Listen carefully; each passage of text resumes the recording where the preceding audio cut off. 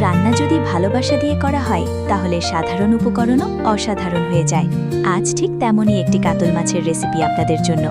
আসসালামু আলাইকুম এভরিওয়ান, সবাইকে স্বাগত জানাচ্ছি কুক উইথ তানু পেঞ্জে। কাতল মাছ রান্নার জন্য প্রথমেই আমি মাছগুলো ভালোভাবে পরিষ্কার পানি দিয়ে ধুয়ে পানি ঝরিয়ে নিয়েছি। এবার একে একে অ্যাড করব হলুদ গুঁড়ো, মরিচের গুঁড়ো আর স্বাদ মতো লবণ। ম্যারিনেশনের সুবিধার্থে আমি সামান্য তেল অ্যাড করেছি।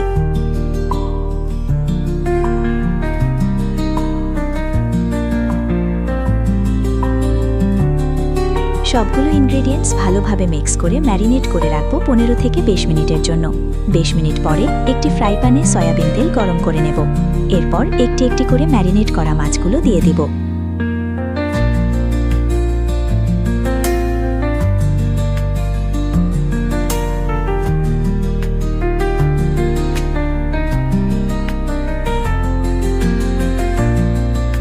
উপরে সামান্য একটু তেল ব্রাশ করে দেব যাতে ফ্রাইটা ভালোভাবে হয়।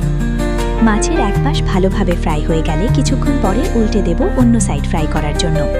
দুই সাইড ভালোভাবে ফ্রাই হয়ে গেলে মাছগুলো একটি একটি করে তুলে নিব। আমি এখানে টিস্যু ব্যবহার করেছি যাতে অতিরিক্ত তেলগুলো টিস্যু সক করে নিতে পারে। এরপর একই প্যানে আমি দিয়ে দিচ্ছি অল্প কয়েকটা দারুচিনি, এলাচ, লবঙ্গ এবং গোলমরিচ।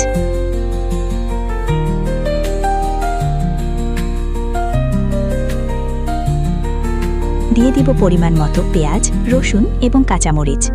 সবগুলো একসাথে ভালো করে ভেজে এর মধ্যে দিয়ে দিব হলুদ গুঁড়ো, মরিচ গুঁড়ো, স্বাদ মতো লবণ এবং জিরার গুঁড়ো। মশলাগুলো ভালোভাবে মিশিয়ে সামান্য ভেজে নিব। তারপর মশলাটা কষানোর জন্য সামান্য পানি অ্যাড করব।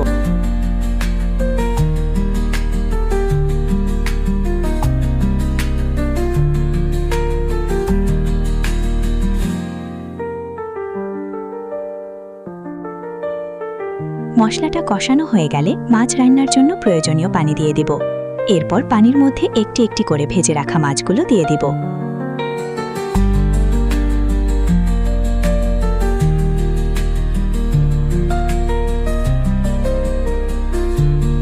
এরপর ঢাকনা দিয়ে ঢেকে রাখবো কিছুক্ষণের জন্য। কিছুক্ষণ পরে চুলা বন্ধ করে দিব এবং উপরে কিছু ধনেপাতার ছড়িয়ে দিয়ে সার্ভ করব। তৈরি হয়ে গেল মজাদার কাতল মাছের রেসিপিটি। ভিডিওটি ভালো লাগলে লাইক, কমেন্ট এবং শেয়ার করে দিবেন। আজ এ পর্যন্তই। ইনশাআল্লাহ আবার নতুন একটি রেসিপি নিয়ে হাজির হব আপনাদের সামনে। ততক্ষণ সাথেই থাকুন এবং নতুন নতুন রেসিপি পাওয়ার জন্য কুক উইথ তানু পেজটিকে ফলো দিয়ে রাখুন।